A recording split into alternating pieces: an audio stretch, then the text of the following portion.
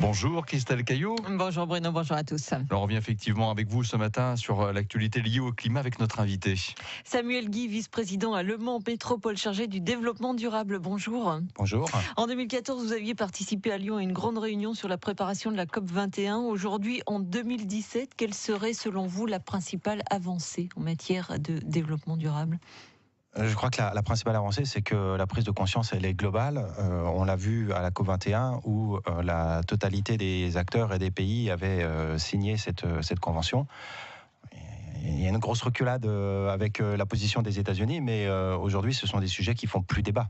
Alors, on va zoomer quand même un peu plus sur la Sarthe et sur Le Mans Métropole. En tant que vice-président à l'agglomération, vous avez signé le plan climat-énergie avec la mise en place d'une centaine d'actions. On va y revenir très rapidement. Mais en revanche, l'agglomération signe ce soir en conseil une nouvelle délégation de service public avec la CETRAM.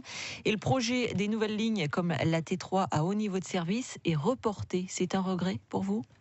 Le projet n'est pas reporté.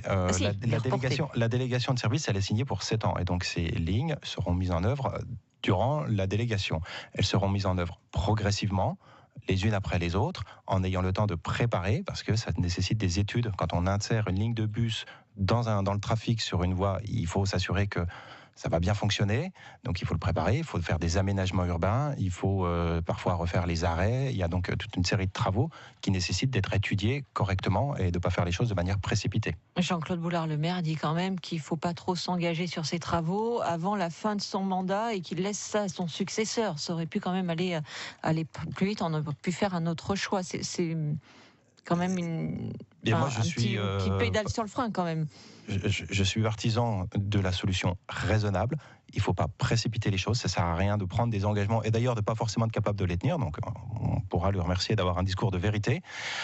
Et puis encore une fois, ça se prépare. Enfin, vous avez vu les travaux qui ont été faits sur les lignes de tramway, c'est conséquent. Alors des chronobus, c'est plus petit.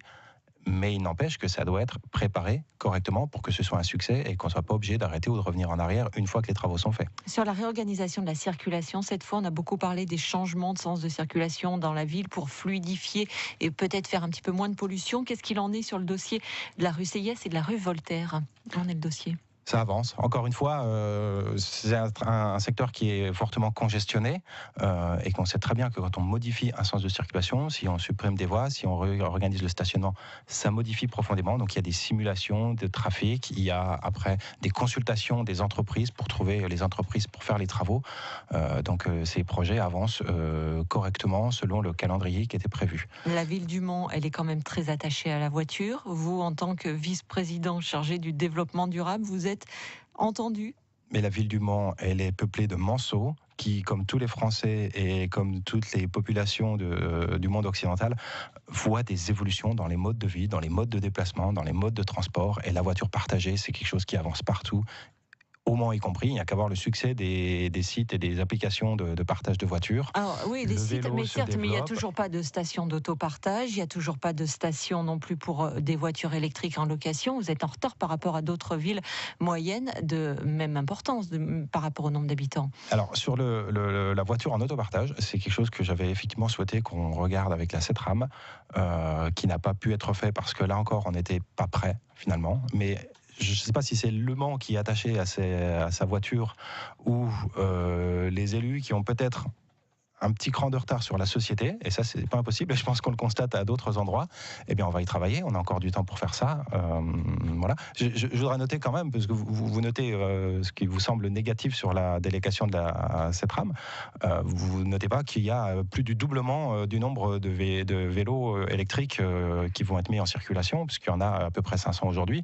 On va passer très rapidement à plus de 1000 pour qu'il n'y ait plus de liste d'attente, et que les gens qui demandent un vélo... On le rappelle quand même, en ce moment, c'est 1 an et demi d'attente encore pour avoir un vélo électrique. Ça crée l'envie peut-être aussi. Le but, c'est que ce renouvellement, mais bien sûr, mais le but, c'est que ce renouvellement, soit fait régulièrement et que ce soit pas une fois par an qu'on achète 70 vélos, mais qu'on les achète quasiment tous les mois s'il faut pour purger cette liste d'attente et qu'elle ne soit pas reconstituée après. Oui, bon, je vous rejoins aussi pour terminer. Le développement durable, c'est aussi des aménagements dans les logements pour faire des économies d'énergie.